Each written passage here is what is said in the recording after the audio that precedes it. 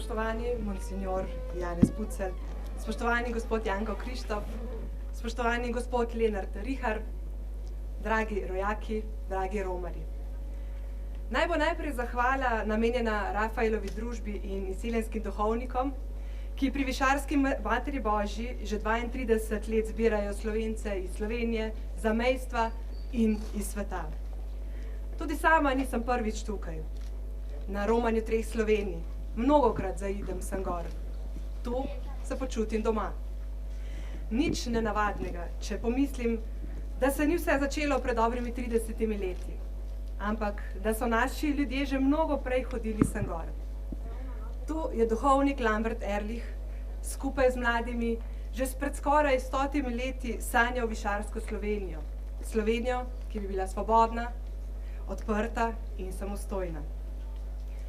Tudi kasneje, ko naši ljudje zaradi pokončnega slovenstva dolga desetletja niso smeli v domovino, so na tem svetem kraju srečevali svoje domoljubne rojake, se otožno ozirali čez zastraženo mejo, se zatekali k svoji stoletni priprošnjici in z majhnimi koščki tlakovali pot do svobodne Slovenije. Vse to predstavlja tisti zares srčni, globok in tudi pretresljiv humus za današnjo prireditev, ki je tako da ni nenavadno, da našega srečanja ni moglo preprečiti niti tako to s tem, kar se soočamo v zadnjih mesecih, koronavirus, ampak smo se lahko zbrali in smo lahko skupaj praznujemo, se veselimo in družimo. Naj bo torej naš ta današnji dan resnično poln vsebine in tudi srčnih srečanj. Hvala.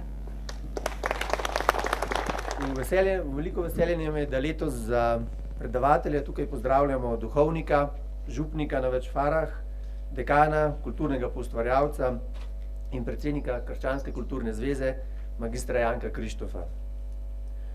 Če vas na kratko predstavim samo z nekaj besedami. Rodili ste se v Vidri vasi pri Pliberku, v verni, številčno močni in trdno slovenski družini. Šolali ste se pa na slovenski gimnaziji v Celovcu, v Salzburgu ste študirali teologijo, 3. letnik pa ste se odločili napraviti v Ljubljani. Po diakonskem posvečenju ste bili leto dni v Ekvadorju in tam ste doživeli skrajnosti, ki jih mi tukaj v Evropi nismo navajeni. Od leta 2013 ste predsednik Krščanske kulturne zveze, kjer združujete okrog 50 slovenskih društev. Kulturo in umetnost pa ustvarjate tudi sami, vi. saj ste za seboj imate celo vrsto zahtevnih recitalov, s katerimi ste gostovali na neštetih srečanjih.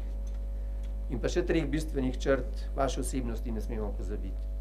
Prva je človeška pristnost in duhovna poglobljenost. Druga je zvestoba resnici, bistvenemu, obenem pa tudi odprtost navzven, ki tako ne podlega niti mitom, bi rekli, polpretekle zgodovine, niti drugim usodnim klišejem. Tretja lastnost vaša pa je, da ste vedno skrbeli za povezanost med vsemi 3 Slovenijami, kot radi rečemo tukaj na Svetih Višarjah. Vse te in še druge postavke, ki vas krasijo in vaše delo, so vas gnetlo v enega najvidnejših predstavnikov Koroške. Vaše današnje predavanje nosi naslov 100 let upora, obljub in prevar. Koroški Slovenci med samobitnostjo in povezovanjem s celotnim narodnim telesom. Gospod Janko Krištof, prosim.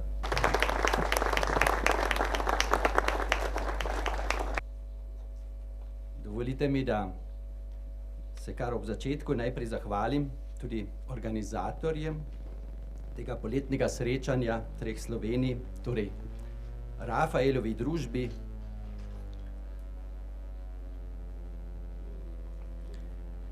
in osebno Lenartu Richarju, in sicer za zaupanje in za čast, ki me je doletela, da letos v imenu Korošcev spregovorim na tem kraju. 100-letnica plebiscita na Koroškem je znamenita obletnica, ki se ji hočemo tudi danes posvetiti. Ker sem strani organizatorja dobil popolnoma prosto roko in ker ne spadam med izkušene predavatelje te vrste, bom vmes tudi bolj oseben in tudi subjektiven. Kljub temu se bom potrudil vendarle nekaj povedati, kar bo vam, poslušalcem in poslušalkam, v premislek, v potrditev, spodbudo ali pa tudi zgolj v zanimivost. Če spregledamo omejitve v zvezi s COVID-19, se mi zdi ta trenutek dokaj ugoden. Morda je celo treba še dodatno spregledati petkove kolesarske akcije po ljubljanskih ulicah, pa tudi ogabno nastopanje nekaterih skrajnežev ob slovesni predaji Narodnega doma.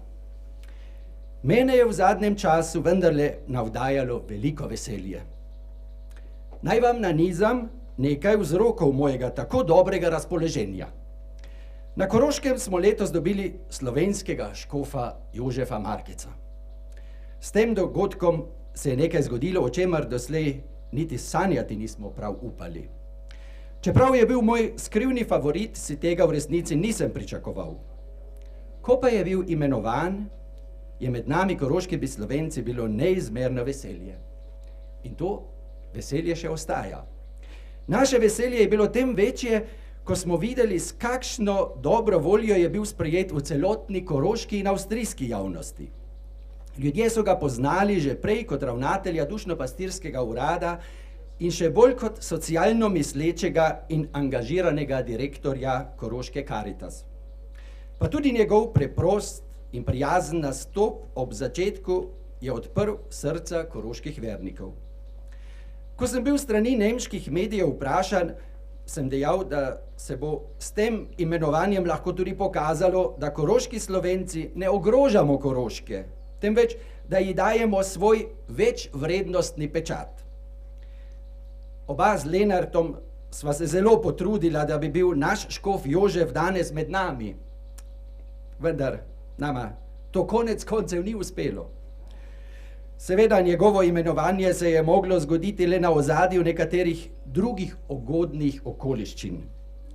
Na Koroškem se je namreč ozračje v zadnjih letih zelo izboljšalo.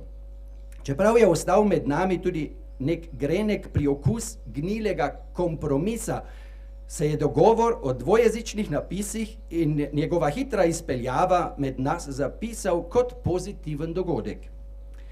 Na Koroškem imamo trenutno socialdemokrata Petra Kajzerja, ki svojim nastopom in delovanjem deluje pomirjevalno in združevalno.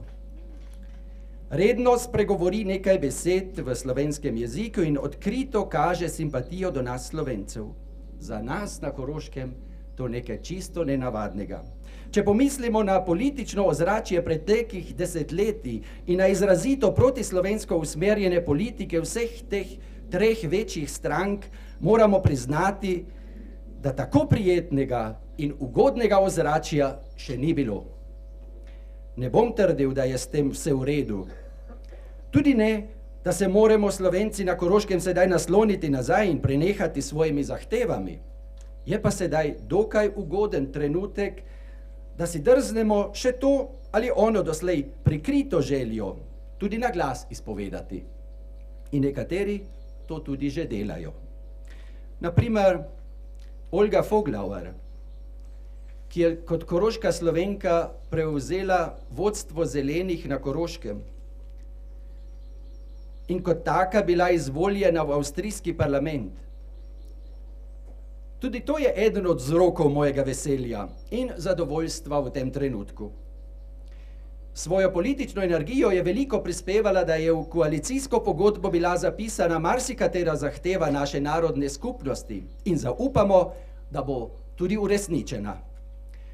Da še podkrepim svoj vtis pozitivnega ozračja na Koroškem, naj navedem le eno izkušnjo v zvezi s pripravami na obeležitev 100-letnica plebiscite.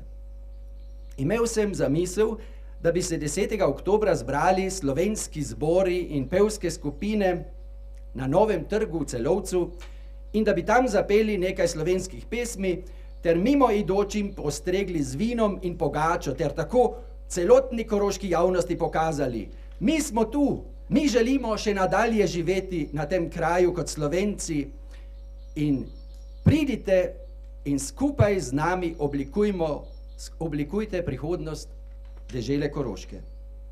To misel sem prvič izpovedal na občnem zboru Krščanske kulturne zveze novembra 2019 in jo pozneje tudi predstavil Slovenski prosvetni zvezi in je bila v glavnem pozitivno sprejeta. Ko pa smo bili strani dežele Koroške povabljeni na pogovor glede sodelovanja pri praznovanju 100. obletnice plebiscita, so nam predstavili program, kjer smo mi z našo pesmijo bili že enakomerno upoštevani. Podobno izkušnjo so naredila nekatera društva, ki so bila že nekaj časa predtem povabljena, da vložijo projekte. Mnogo od teh projektov je bilo sprejetih in marsikatero društvo je bilo celo presenečeno, da je bilo upoštevano v celotni meri. Še vedno govorim o Koroški in dokaj ugodnem ozračju, ki ga trenutno imamo. Naj povem, da je tudi med nami tako imenovano levico in desnico zelo konstruktivno ozračje in da v mnogih pogledih zelo dobro sodelujemo, saj kar se tiče kulturnega delovanja. Predno preusmerim naš pogled še drugam, naj še dodam nekaj dogodkov, ki so odmevali ne le na Koroškem in ne le v slovenskem svetu. To je visoka literarna nagrada Maji Haderlap in njenemu Angelu pozabe. Avstrijska državna nagrada Florianu Lipušu in povrhu še Nobelova nagrada Petru Handkeju, ob kateri je pred celotno svetovno javnostjo v originalu citiral iz slovenskih lavretanskih litanij. Ker pa danes govorim pred tako rekoč celotnim slovenskim svetom, bom še nadaljeval z vzroki mojega veselja, ki se nanašajo na stvarnost izven Koroške. Z veliko pozornostjo sem spremljal priprave na predajo Narodnega doma v Trstu. Ko sem sredi junija na spletni strani RTV Slovenija zasledil sporočilo, da se bo to zgodilo, sem takoj čestital tržaškemu prijatelju Ivotu Jevnikarju in mi je ta več ali manj zadržano odgovoril. Zdi se mi, da do konca ni mogel verjeti, da se bo to res zgodilo. Pa se je. A ne le to. Zgodilo se je še nekaj večjega. Srečala sta se oba državna predstavnika in s tem to predajo uvrstila med najvišje državne dogodke. Skupno sta se podala na kraja spomina, ki že skozi desetletja razdvajata oba naroda, Bazovico in Fojbo. Svojim spravnim dejanjem in stiskom rok pred obema spomenikoma sta odprla pot sprave hkrati pa nista zanikala grenke zgodovine, na katero ti dve obeležji spominjata. Pa smo sedaj tudi že prispeli v osrednjo Slovenijo, ki ima trenutno predsednika, ki se resno trudi, da bi presegel razmejitve preteklosti in da bi prišlo do narodne sprave.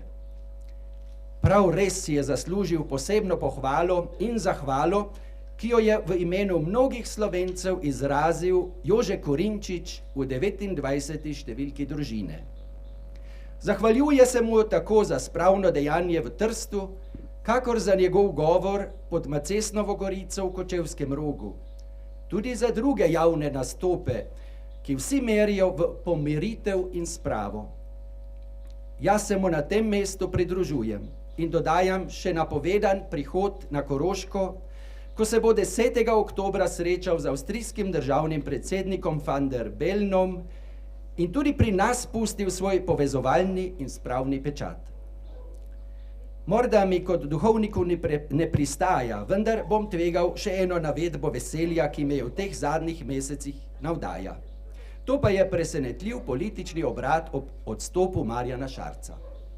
Ko smo novembra lanskega leta v Plibereku praznovali 70-letnico Narodnega sveta koroških Slovencev in je tedaj slovenski premier Šarec nam Korošcem govoril, da naj se trudimo za enotnost, sem si mislil, kako more on nam to govoriti, ko pa je že pred volitvami in še bolj po njih odklanjal vsak pogovor z voditeljem najmočnejše stranke Janezom Janšo. Ko pa gledam, s kakšnim sovraštvom sedaj ob vsaki priložnosti sika proti njemu in s tem izraža svojo jezo nad tem, da se je z odstopom zaračunal, pa ugotavljam, da to, kar podtika svojemu nasprotniku, najbolj uresničuje sam. To pa je že znana taktika levice in iz davnih dni. Seveda nisem le zadovoljen z dokaj posrečeno sestavo vlade, med katero se je znašla v dvojnem pomenu besede tudi dr. Helena Jaklič, ministrica, ki je danes seveda tudi med nami in je skupno z državnim sekretarjem Dejanom Valentinčičem ne le poznavalka Slovencev v zamejstvu in po svetu, temveč že dolga leta tudi naša velika prijateljica. Vesel sem, da Janezu Janši in STS uspeva s spoštljivim ravnanjem s koalicijskimi partnerji ohranjati ravnotežje in notranjo enotnost. In to ni lahko. Saj se dejansko dogaja to, kar je bilo napovedano ob presenetljivem začetku sestave te vlade v družini. Bitka je izgubljena, začenja se vojna. Morda ste nekoliko presenečeni, da sem svoj prvi del predavanja namenil skorajda izključni pohvali trenutnega stanja. Pa tudi še naslov, ki sem si ga dal, 100 let upora, obljub in prevar, koroški Slovenci med samobitnostjo in povezovanjem s celotnim narodnim telesom, takega pogleda nikakor ne obeta. Pa vendarle, ali ni moje veselje nad trenutnim stanjem vendarle že posledica mnogih grenkih izkušenj iz preteklosti, ki sem jih naredil sam, oziroma so jih naredili tisti, katerim se prištevam in v imenu katerih danes tukaj govorim. Zato naj velja sedaj naša pozornost kratkemu pregledu na zadnjih 100 let. 100 let, ki nas med seboj ločuje, saj smo s tem, da živimo v drugi državi, soočeni z različnimi dejavniki, ki nas oblikujejo. Medtem, ko je v 19. stoletju Celovec veljal za Slovence še kot pomembno slovensko mesto in Koroška z dobro tretjino slovenskega prebivalstva močan narodni dejavnik, je naša moč in tudi naš pomen za celotni slovenski kulturni prostor v 20. stoletju močno upadel. Udarec je bil koj na začetku močan. Komaj je bil plebiscit za Koroško dobljen, je ta pozabila vse obljube, ki jih je našemu narodu dajala pred glasovanjem. Artur Lemisch je en mesec po plebiscitu dejal: Nur ein Menschenalter haben wir Zeit, diese Verführten zum Kärntnertum zurückzuführen. Le eno dobo človeškega življenja imamo čas, da privedemo te zavedence nazaj k koroštvu. Pritisk je postal tako močan, da so se vidni koroški Slovenci množično preseljevali v tako imenovano matično domovino. Tedaj smo izgubili skoraj da vso inteligenco. Razsežnost tega velikega bega nam je prišla v zavest ponovno šele pred kratkim, ko jo je raziskoval in številkami podprl eden izmed potomcev teh beguncev, Daniel Grafenauer. Ostali so večinoma le duhovniki, ki so svoje vernike podpirali in jim vlivali potrebno narodno zavest. Da ni bilo pritoka pri učiteljih, zato je poskrbela oblast, ki je predvsem pazila na to, da iz zavednih slovenskih družin ne bo več takih, ki bi se mogli izobraziti, če pa so že koga dopustili, je moral pred tem podpisati izjavo. Pri obnovitvi kulturnega življenja je pomagala mreža kulturnih, čitalniških, prosvetnih društev po celotnem dvojezičnem ozemlju. Da bi raznarodovanje še podkrepili, so začeli po naših slovenskih vaseh načrtno naseljevati Nemce, večinoma iz Sudetske dežele. Tudi pri nas v vasi smo imeli tako družino, ki je bila tuja, ker je edina govorila med seboj nemško in po vrhu še bila evangeličanske vere. Lahko si predstavljamo, da tudi njim ni bilo lahko. Komaj 18 let po plebiscitu se zgodi tako imenovani Anschluss. Hitler ukoraka v Avstrijo in povsod zavlada nacionalni socializem. To je ura vseh protislovenskih gonjačev. Takoj prepovedo slovensko besedo v javnosti, cerkvi, v zasebnem življenju. Kärntner spricht Deutsch je deviza, ki preplavi in skuša obvladati celotno stvarnost. Ukinitev in razlastitev slovenskih političnih in kulturnih društev in ustanov. Sledi pregon in izselitev številnih slovenskih družin v nemška taborišča. Partizanski upor prav zaradi tega tudi na Koroškem naleti na dobro odmev. Sodelovanje in vključitev seveda za mnoge osebe in družine pomeni gestapovske zapore, mučenja, smrtne obsodbe, koncentracijska taborišča, hudo trpljenje in strah. Po končani vojni se večina izseljencev vrne na izpraznjene in opustošene domačije. Kmalu pride do grenkega spoznanja, da nemško-nacionalni in protislovenski duh ostaja stalnica. Dodatna teža, ki jo moramo odslej Slovenci na Koroškem nositi, je razdvojenost. Ideološka diferenciacija se pri nas zgodi v glavnem šele po vojni. Ker leva strani komunistične Jugoslavije podprta stran prevzame vse slovenske strukture, je desna opcija prisiljena ustvariti lastno strukturo. Ustanovi se Narodni svet koroških Slovencev in nato še Krščanska kulturna zveza. Zelo pomembno je, da Mohorjevi s pomočjo beguncev uspe obnoviti svoje poslanstvo in ohraniti svojo samostojnost. Pod okriljem angleške zasedbene sile se uveljavi na dvojezičnem ozemlju obvezen osnovnošolski pouk slovenščine.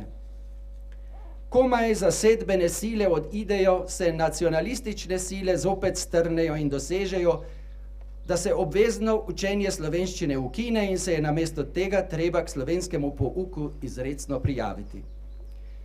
To je bil ob silno negativnem protislovenskem ozračju skrajno velik udarec proti slovenskemu življu. Skoraj istočasno se ustanovi slovenska gimnazija z računico, da projekt gotovo ne bo uspel. S pomočjo dijaških domov Mohorjeve in šolskega društva pa se doseže zadostno število dijakov, ki iz leta v leto raste. Začetka 70. let pod deželnim glavarjem Simo pride do postavitve dvojezičnih krajevnih napisov.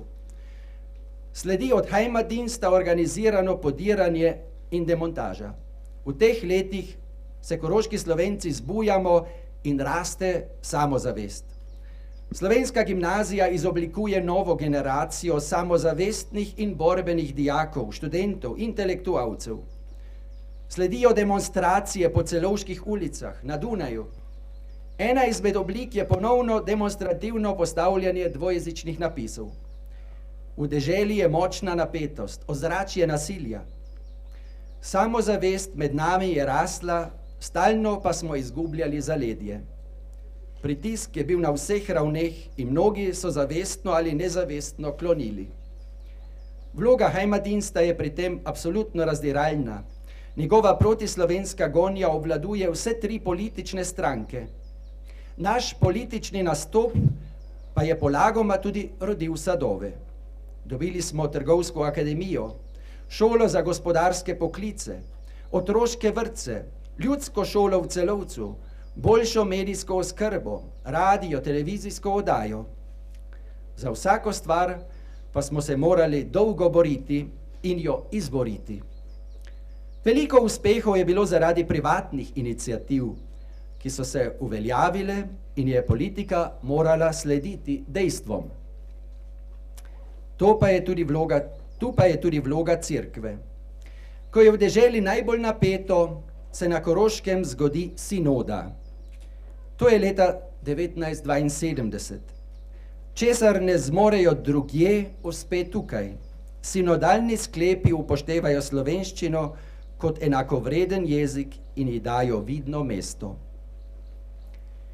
Leta 1991 razpade Jugoslavija in konec je komunističnega režima. Rodi se samostojna Slovenija. Tudi pri nas se marsikaj spremeni, ostaja pa tudi marsikaj težkega. V deželi vlada Hajder, med nami Slovenci pa razdeljenost obstaja. Poizkusi zbliževanja vse skozi obstajajo. Leta 2008 nenadna smrt Hajdarja in politične razmere se začenjajo spreminjati. Pri prvih volitvah še uspe njegovemu nasledniku Dörflerju zbrati visoko število glasov, a kmalu se njihov svet zruši in zmaga socialdemokratski Peter Kaiser ter odpre novo poglavje koroške politike. Ker sem že zgoraj bolj na široko govoril o dejavnikih, ki pogojujejo trenutno ozračje na Koroškem in kako so potekale priprave na 100-letnico plebiscita, bi se tukaj ustavil in le še omenil, da moramo po 100 letih borbe, prevar in obljub ugotoviti, kako zelo smo v tem času številčno nazadovali. Od 100 000 smo padli na 10 000. Seveda to število je približno.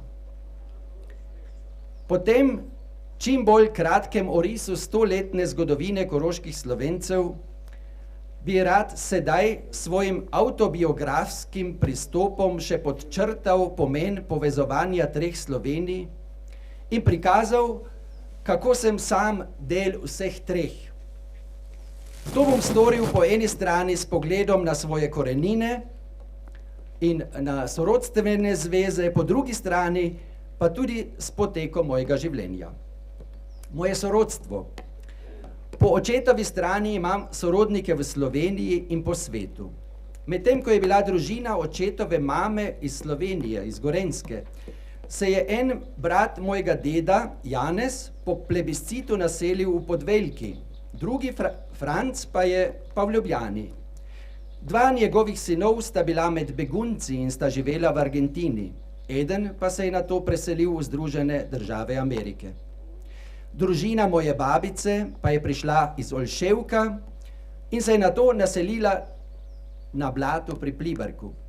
Od babice brat pa je sicer vzel Korošico iz Železne Kaplje, a se je po plebiscitu moral preseliti v Prevalje in nato v Dravograd, kjer je imel visoko službo okrajnega glavarja ter se ob napadu na Jugoslavijo zatekel v Ljubljano. Imel je 3 otrok, Marico, Cirila in Metoda. Ciril je bil umorjen kot eden izmed vrnenih domobrancev. Metod pa je preživel in se naselil v Severni Ameriki.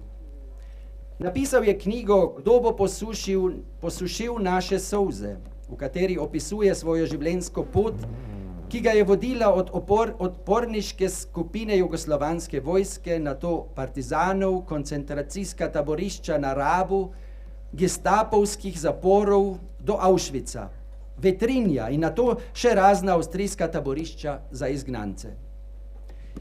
Iz te sorodstvene linije izhaja tudi družina Urbanc, katere sin Peter je tudi v emigraciji igral važno vlogo. Od Marice sin pa si v Ljubljani kot raziskovalec rodovnikov prizadeva, da bi te naše stare povezave ne prešle prehitro v pozabo oziroma pozabljenje znova vnaša v zavest. Ena moja teta, to je očetova sestra Treska, je na povabilo Petra Urbanc šla kot služkinja v Toronto in se tam poročila s Cvetkom Poseli, nekdanjim domobrancem iz Cerkelj. Toliko sorodstvo strani mojega očeta. Po mamini strani pa je moje sorodstvo večinoma doma v Sloveniji, saj jo je moj oče našel na Lokovici, torej tik za mejo, in jo pripeljal na avstrijsko stran. Za njo sta prišli na to še dve njeni sestri in se poročili s koroškima Slovencema. Mamin stric, torej njenega očeta brat, je bil duhovnik in so ga pri 34 letih starosti leta 1950 komunisti ubili kot župnika v Črni. To je bil Matej Krof, ki je bil posvečen v duhovnika ob napadu na Jugoslavijo. Nato bil vsa vojna leta na Hrvaškem. 45 prišel domov in je najprej dobil v upravo župnijo Ojstrica nad Dravogradom, leta 47 pa postal župnik v Črni. Mamin stric po mamini strani, Mihael Smolak, je bil zaradi sodelovanja s partizani od Nemcev zajet in so ga umorili v Auschwitzu. Njegov polbrat Jože Smolak pa je padel v partizanskem boju.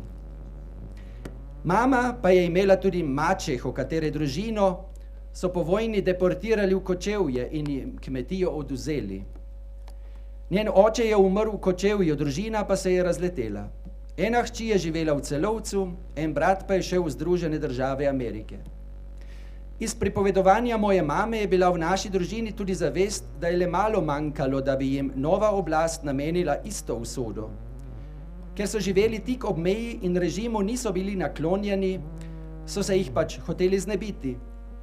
Tudi družini mojega očeta ni veliko manjkalo, da bi jih izselili, pa se je v Žuabeku menda nekdo postavil v bran z argumentom, da ne morejo izseliti družine, ki ima 3 sinov na fronti. Eden teh sinov je bil moj oče, ki je kot letnik 1916 nosil staro avstrijsko in nato nemško uniformo več kot celih 8 let. Malo je že prej povedal o mojih podatkih, bom pa še tako neke stvari ponovil. Rojen sem leta 62, naša družina je sprva še živela na očetovem domu v Dolnji vasi pri Žuabeku. Ko sem bil star 2 leti, smo se preselili v Vidro vas pri Pliberku, kjer sta starša kupila na pol zgrajeno hišo. Tam sem doraščal, napravil 5 let ljudske šole, nato so me dali v slovensko gimnazijo in Mohorjev dom v Marjanišče, ki so ga vse skozi vodili slovenski salezijanci. Tam sem se vključil v skavtsko organizacijo, ki me je zelo oblikovala in sem ji ostal zvest vse do njene ukinitve pri nas na Koroškem. Močno oblikoval me je tudi gospod Miško Brunec, ki je bil v Marjanišču moj vzgojitelj, pozneje pa prijatelj in mentor. Z njim smo v našem razredu izdajali dijaško glasilo Srb, slovenstvo, resnica, pravica, ki je bilo usmerjeno izrazito vseslovensko, pa tudi protikomunistično. On je bil tisti, ki mi je odprl pogled v resnično dogajanje revolucije in njenih posledic na Slovenskem. On me je vodil po svetu filozofije in mi kazal, kako je prišlo do marksizma in kako zvesto so se tega nauka držali Lenin, Stalin in tudi vsi drugi komunistični voditelji. On mi je odprl pogled tudi med Slovence, razkropljene po vsem svetu. Veliko sem bral in preučeval prav ta del zgodovine, ki je nas Slovence tako tragično razdvojil. To, kar je sedaj v zajetno knjigo zbral in pri Mohorjevi izdal Jože Možina, me torej spremlja že vse iz mojih dijaških let. V teh letih me je spolitiziral tudi boj koroških Slovencev za pravice. Bil sem pri vseh demonstracijah v Celovcu in na Dunaju, pri ponovnih postavljanih tabel v Šentjakobu, Škocjanu in v Pliberku. Bil sem zraven pri kolodvorskih akcijah, kjer smo demonstrativno zahtevali vozovnice v slovenskem jeziku. Pri skavtih smo se redno srečevali in imeli tudi skupne tabore s Tržačani in Goričani. In tako smo gojili stike z zamejci v Italiji. Tako sem našel pot tudi do Drage, ki sem se je mogel udeleževati predvsem v študentskih letih in mi je v marsikaterem pogledu širila obzorje. Naj mimogrede še omenim, da sem si že kot dijak dopisoval z mlado argentinsko Slovenko, ki se je pozneje svojo družino preselila v Slovenijo in sem jo tudi redno srečaval tukaj, danes je nisem še videl. Zelo hvaležen sem tistim, ki so nam po maturi omogočili in organizirali potovanje po Ameriki in Kanadi, kjer smo predvsem mogli obiskati in spoznati slovensko emigracijo. Čeprav me je vleklo tudi v druge smeri, sem se dokaj jasno in tudi zgodaj odločil za duhovniški poklic. Tudi na ta način sem hotel služiti narodni skupnosti, ki ji pripadam, in sem čutil, da potrebuje ljudi, ki si zanjo prizadevajo. Tako sem prišel v Salzburg, kjer je tedaj bilo naše koroško semenišče. Prvič sem bil v nemškem svetu, saj se je moje življenje dotlej skoraj izključno odvijalo v slovenskem okolju. Spomnim se, kako sem se polagoma naučil nemških odgovorov pri maši, nemških mašnih pesmi, kako sem se tudi težko izražal, posebej, kadar sem svojim kolegom razlagal stvari iz domačega okolja. V semenišču pa smo imeli zelo lepo skupno življenje. Veliko smo prepevali. Opazili smo, kako so Salzburžani in Tirolci bili odprti za našo stvarnost in za naše petje in polagoma so se priključili tudi Korošci.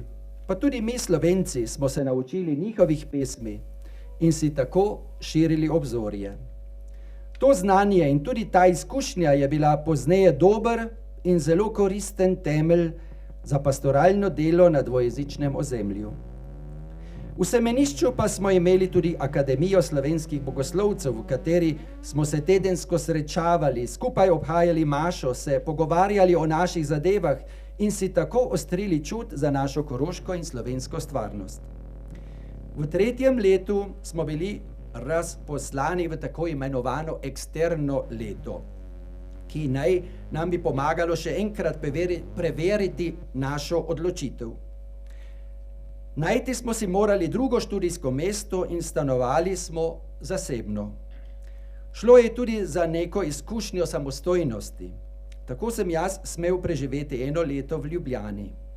Nastanil sem se v Novih Fužinah, kjer je ravno tedaj nastajalo veliko obmestno naselje in je tedanji moščanski župnik Janez Rihar kupil staro stanovalsko hišo, kjer je nameraval graditi za te nove stanovalce cerkev in je to pozneje tudi storil. V tem letu sem poleg študija na teološki fakulteti imel priložnost spoznati slovensko stvarnost, slovensko cerkev, pa tudi razmere, ki so jo tedaj pogojevale. Bilo je to leto 83-84, torej še v svinčenih časih. V tem letu pa sva skupaj z Albertom Smrečnikom, ki je bil tam že drugo leto, veliko koristila čas za razne izlete po Sloveniji. Zelo lepo in dragoceno pa je bilo, da sva z njim zahajali v Polhov Gradec k družini brata Janeza Riharja, torej Jožeta, kjer smo se tako spoprijateljili, da je povezava in prijateljstvo z njimi še do danes živa.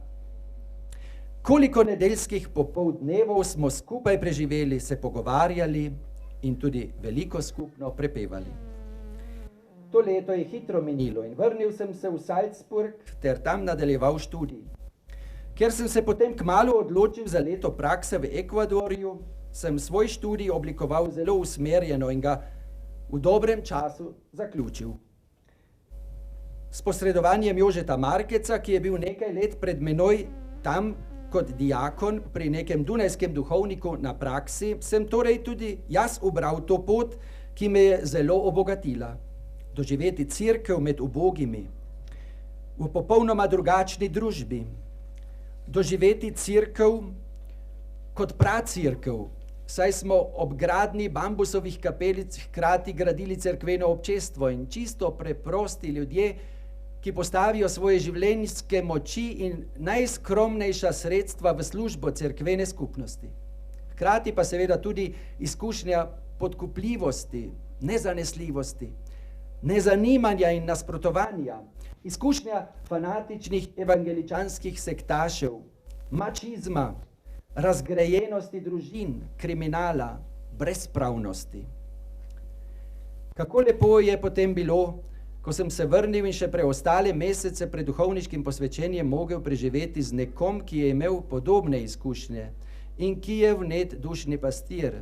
To so bili meseci, ki sva jih skupaj preživela z Jožetom Markecem v župniji Šentjakobu v Rožu. On je bil potem tudi moj novomašni pridigar in skupaj sva se še z molitveno skupino podala po stopinjah Pavla v Grčijo in Turčijo. Moje duhovniške postaje so kaplansko mesto v Šmihelu pri Pliberku, nato župnikovanje v Šmarjeti v Rožu in okolici, sedaj pa sem že 12. leto v Bilčovsu. Ob svojih duhovniških nalogah sem vse skozi vključujem v slovenske strukture in jih skušam sooblikovati. To se z leti seveda pozna tudi v funkcijah, ki jih opravljam. Ker sem pokazal svojo vnemo tudi na kulturnem področju, me je pred nekaj leti doletela tudi predsedniška funkcija Krščanske kulturne zveze. V zadnjih 10 letih sem kot recitator pripravil vrsto predstav in jih uresničil skupaj z raznimi glasbeniki. Toliko moje življenje. V svojem tretjem delu pa bi se rad posvetil še ideološki razklanosti, ki je med nami Slovenci. Na razne tabore smo bili razdeljeni že dolgo, saj je to normalnost v pluralistični družbi. V pravo razklanost pa nas je med drugo svetovno vojno pahnila komunistična revolucija. Sedaj, po skoraj 30 letih konca njihove vlade, pa se še vedno bijejo boji med tistimi, ki so jo izvedli in njihovimi potomci, ter med tistimi, ki so bili njena žrtev. V tem smislu štejem to dogajanje med drugo največjo prevaro, ki smo jo bili deležni tudi koroški Slovenci. Gre za zlorabo narodno-osvobodilnega boja v revolucionarne namene. Kar na začetku korona krize sem spoznal, da imam sedaj odlično priložnost, da preberem tudi kako knjigo, ki je malo bolj zajetna. Tako sem se lotil prebiranja Možinove knjige, ki sem jo uspel še predtem kupiti v Mohorjevi knjigarni. Večer za večerom sem se torej začel poglabljati v dogajanja, ki so bila v zvezi z nastajanjem vaških straž. Stvari sem sicer načeloma poznal že odprej, a tokrat sem smel pogledati podrobno v dogajanje tistih usodnih dni za naš narod. Tako nazorno pokaže ta knjiga, kako je bilo ljudstvo zaradi obnašanja partizanskih odredov prisiljeno iskati zatočišče pri italijanskih okupatorjih. Pokaže tudi, kako je ljudstvo najprej s partizani simpatiziralo, kako jih je sprva podpiralo. Dogajali pa so se zločini, ki niso merili le v okupatorja, temveč v precej večji meri v domače ljudstvo.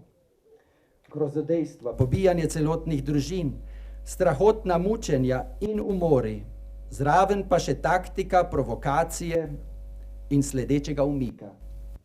Italijani so se na to znašali nad civilnim prebivalstvom, ki ni imelo koga, da bi ga ščitil. Pomori, požigi, posestev, streljanje talcev, internacije v koncentracijska taborišča, kakor Gonars ali Otto Krap. Šele polagoma, ko je postalo res nevzdržno in se narodno politično vodstvo še vedno ni odzvalo na načrtno pobijanje, so se na nekaterih krajih začeli formirati in zaprošati Italijane za orožje z namenom, da se bodo sami branili proti partizanskim represalijam. V knjigi je večkrat poudarjeno, da je pri protirevolucionarni strani bila prevladujoča misel, kako zaščititi ljudstvo in priti skozi ta čas s čim manj žrtvami, da pa je revolucionarna stran imela v mislih vse kaj drugega. Nihče si dotlej ni mogel predstavljati, da obstaja na Slovenskem skupina, ki je pripravljena žrtvovati vse, da bi le prišla na oblast. Tako držo so imeli komunisti, ki so se odločili, da gredo v partizanski boj. Govorili so, žrtve morajo biti. Ob tem sem se spomnil Milana Apiha, predvojnega komunista, revolucionarja in povojnega dizidenta, ki sem ga sam slišal na Dragi reči, samo mi in naši največji nasprotniki smo vedeli, kaj načrtujemo. Dr. Ehrlich in tudi profesor Tomc sta bila v vrstah tistih, ki so vedeli, kaj komunisti načrtujejo in tudi sicer je bila slovenska javnost dobro obveščena o dogajanjih med oktobrsko revolucijo in po njej. Vedeli so, kaj se dogaja v Sovjetski zvezi in kaj se je dogajalo med špansko državljansko vojno. To so vedeli in tudi na lastni koži doživeli tudi komunistični voditelji, ki so se deloma več let šolali v Moskvi. Zelo nazorno to opisuje dr. Ajlec v knjigi Titova skrivnostna leta, kjer opisuje, koliko je bilo jugoslovanskih komunistov v teh letih na šolanju v socialističnem raju in da jih je med Stalinovimi čistkami izginilo okoli 700. Iz dokumentov je razvidno, kako so morali drug drugega nadzirati in pisati drug o drugem spričevala, kako je zadostoval najmanjši dvom nad tovarišem in že je izginil. Tako šolanje so naredili skoraj vsi vodilni komunisti. Vedeli so, za kakšen sistem se borijo in kakšen sistem hočejo uvesti tudi na Slovenskem. Niso pa tega povedali ljudem, niti svojim soborcem. Nasprotno. Vse je šlo v propagando, da je Sovjetska zveza najbolj idealna država, da je Stalin veliki vodja svetovne revolucije, da se borijo za visoke ideale narodnega osvobojenja. Šlo je le za eno samo prevaro slovenskega ljudstva. Apropo prevara. Med mojim lanskim dvomesečnim bivanjem v Franciji sem tudi že bral dokaj zajetno knjigo Prevarani sokoli. Tudi v njej najdemo natančno dokumentacijo o tem, kako so komunisti izkoristili svoje položaje pri sokolih in kako so zlorabili njihovo ime pri ustanavljanju pluralistične protiimperialistične fronte in nato osvobodilne fronte.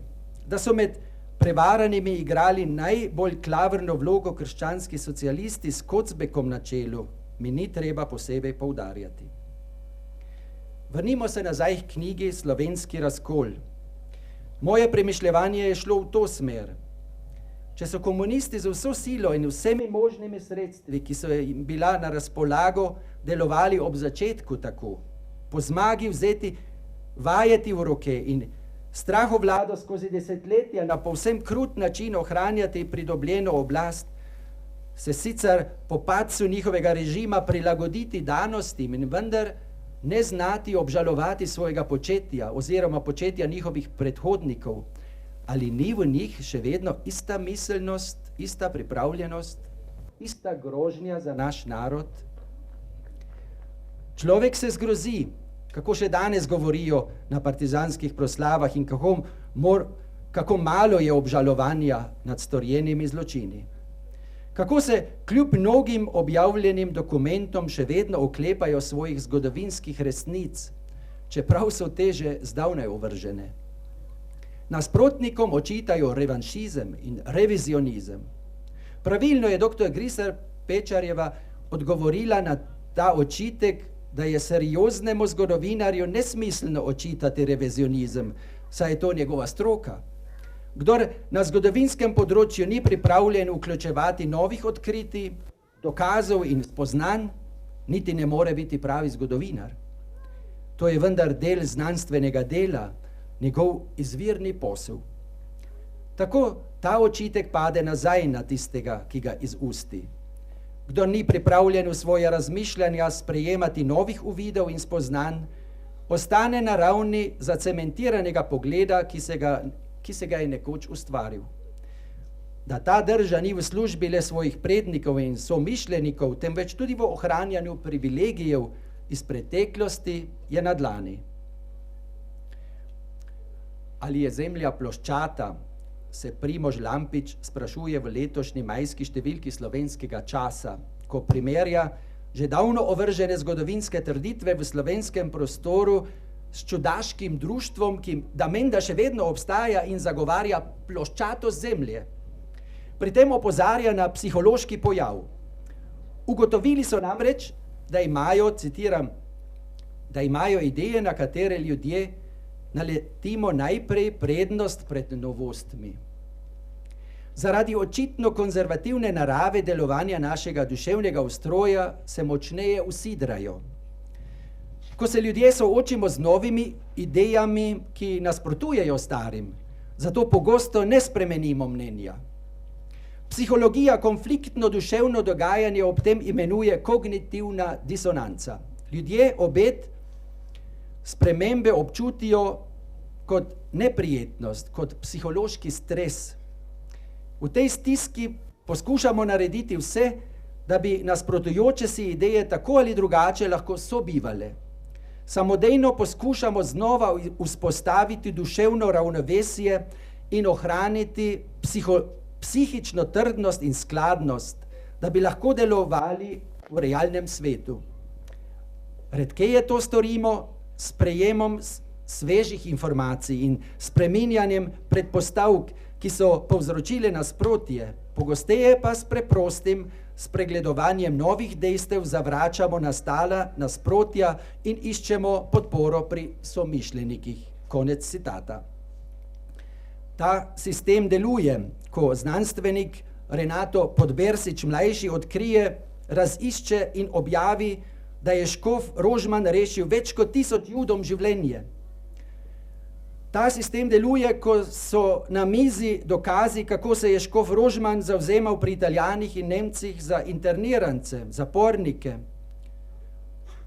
Ta sistem deluje, ko se odkrije huda jama, pokol Romov, ali pa ko se pojavi novo najdeni arhiv Akademskega kluba Straža.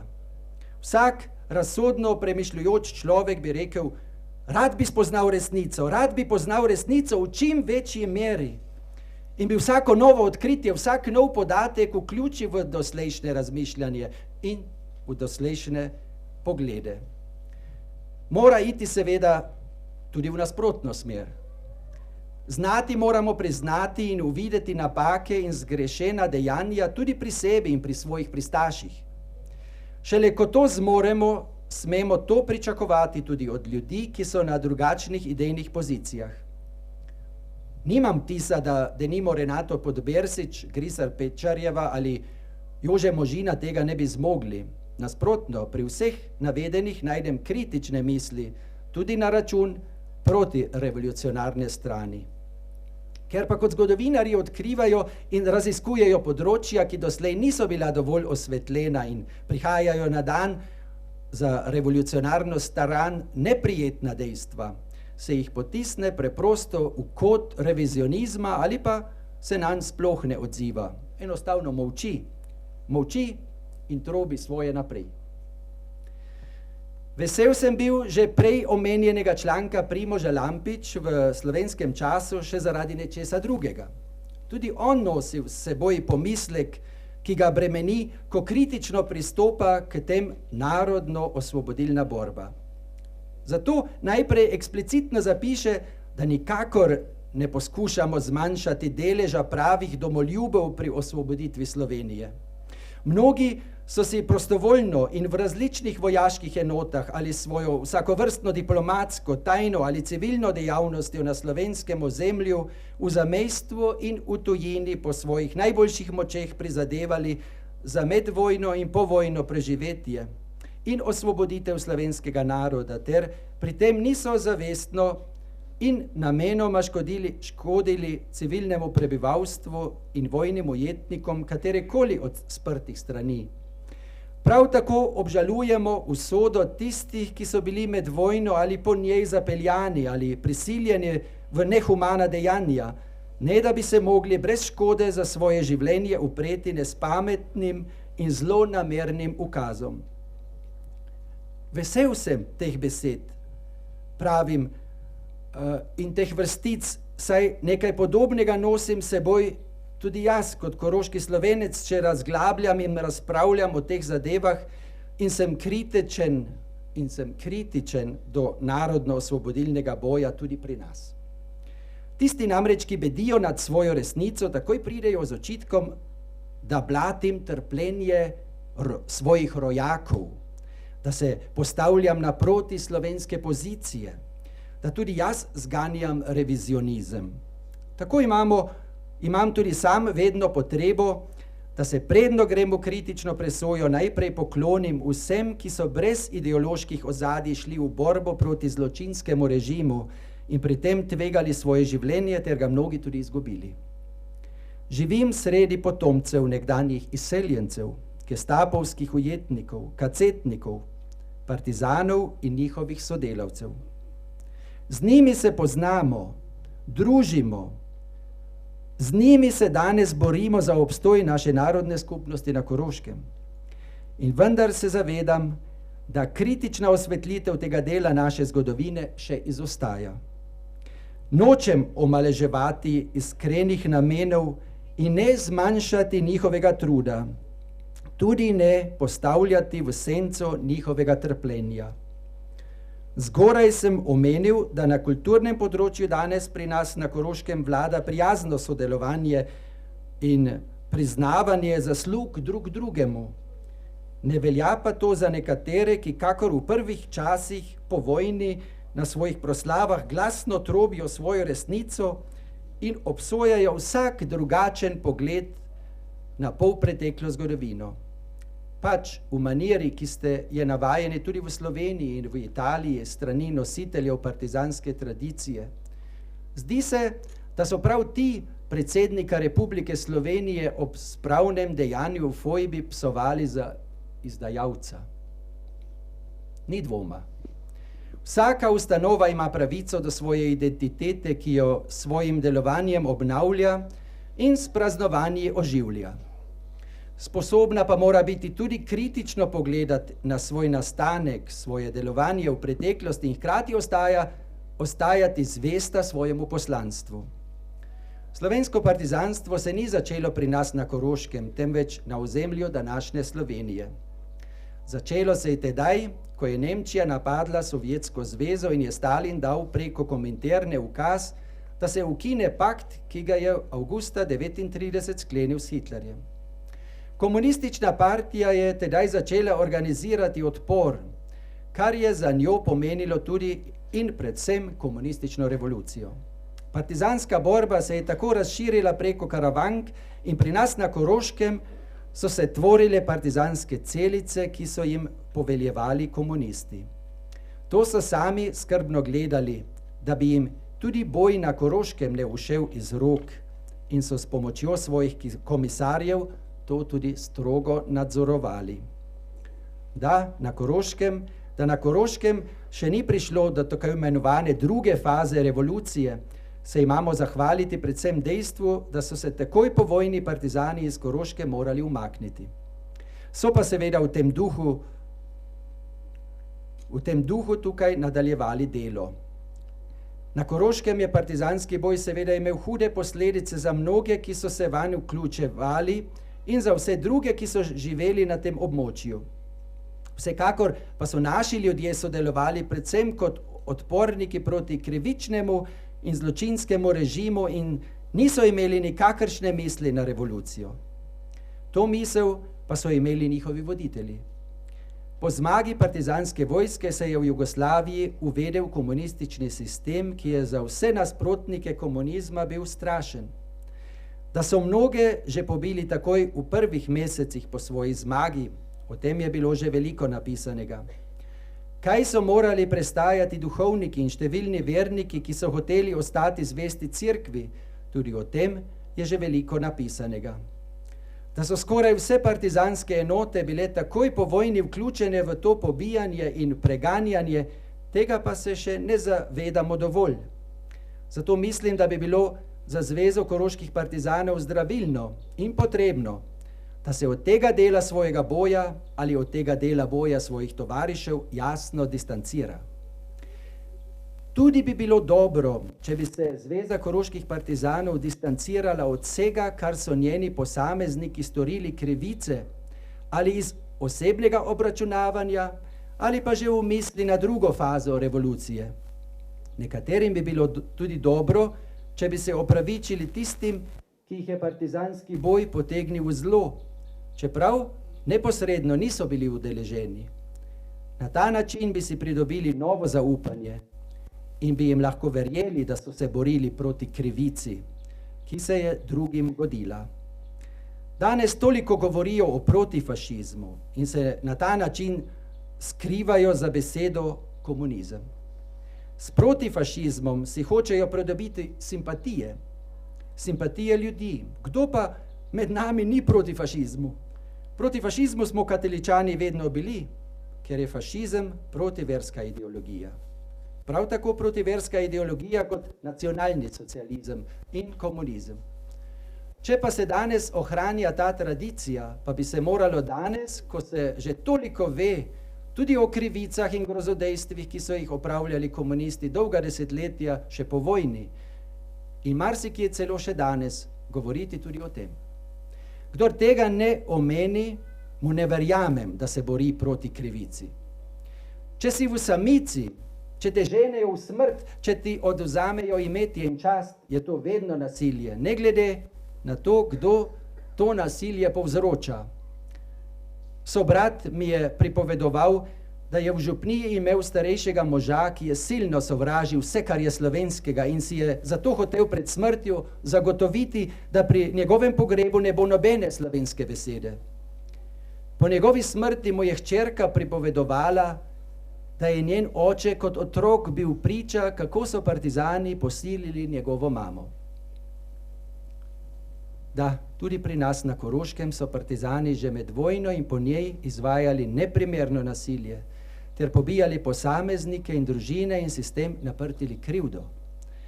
Kaj se je zgodilo v Kapelških grapah, še nekateri vedo, in tudi zakaj je sovraštvo do Slovencev na Djekšah še vedno tako veliko.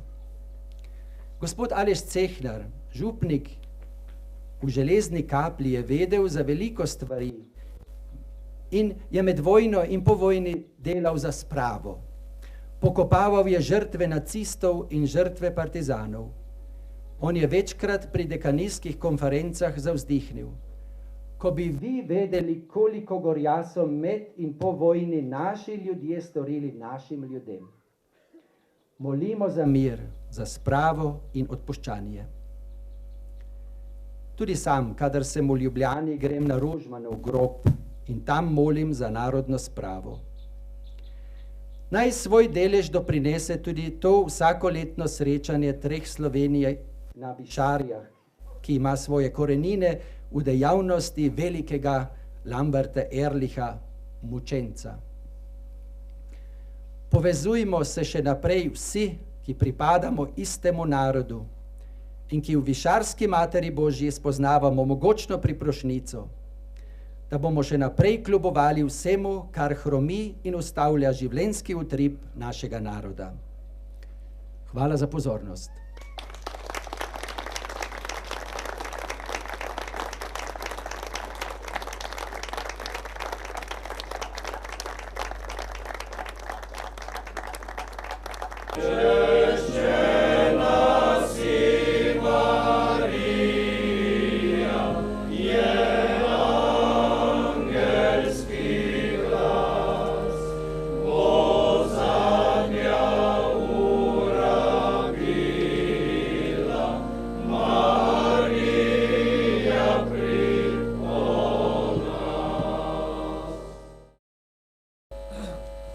V imenu Očeta in Sina in Svetega Duha.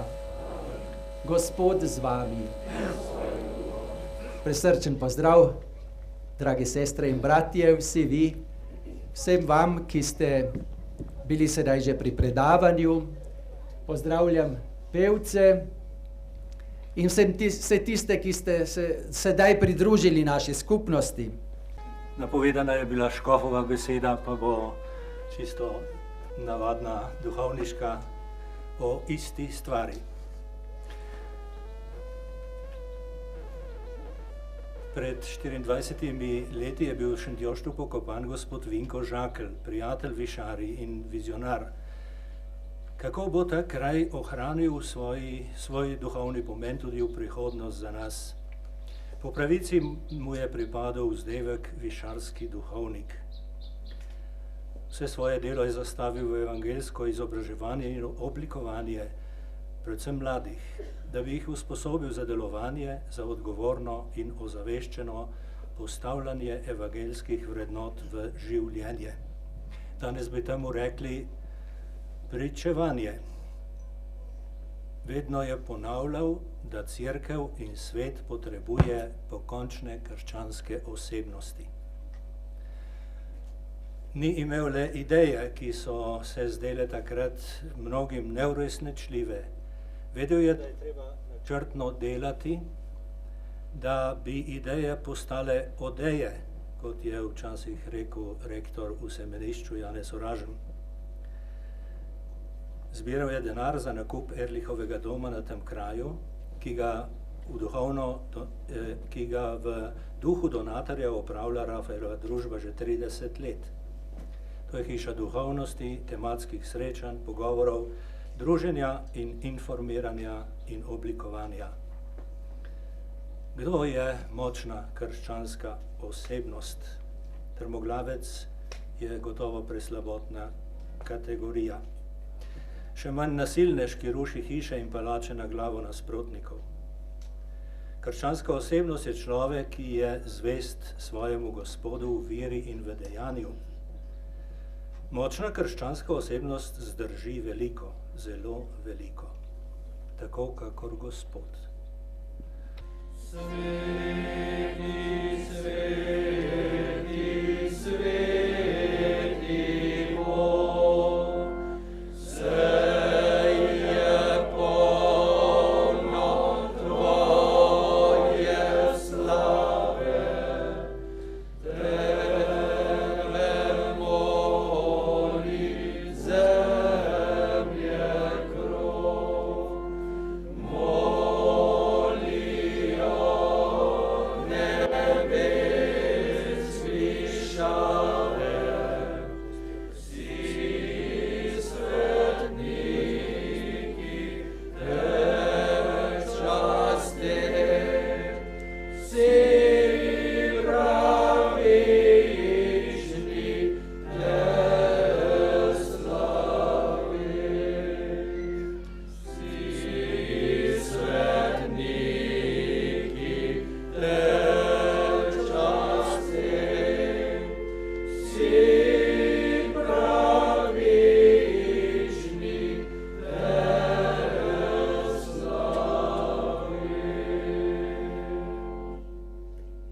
Resnično si svet, Gospod naš Bog, ti si vir vse svetosti.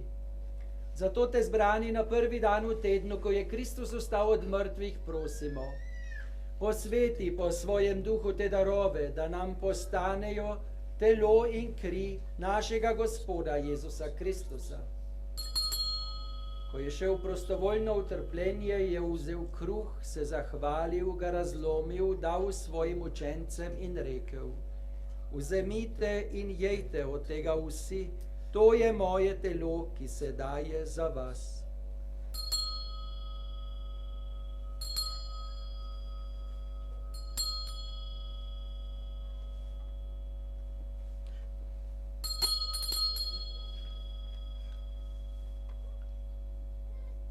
Prav tako je po večerji vzel kelih, se spet zahvalil, ga dal svojim učencem in rekel: Vzemite in pite iz njega vsi, to je kelih moje krvi, nove in večne zaveze, ki se za vas in za vse preliva v odpuščanje grehov.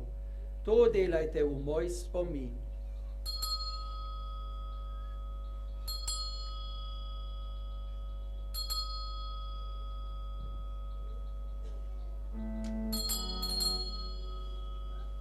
Skrivnost vere.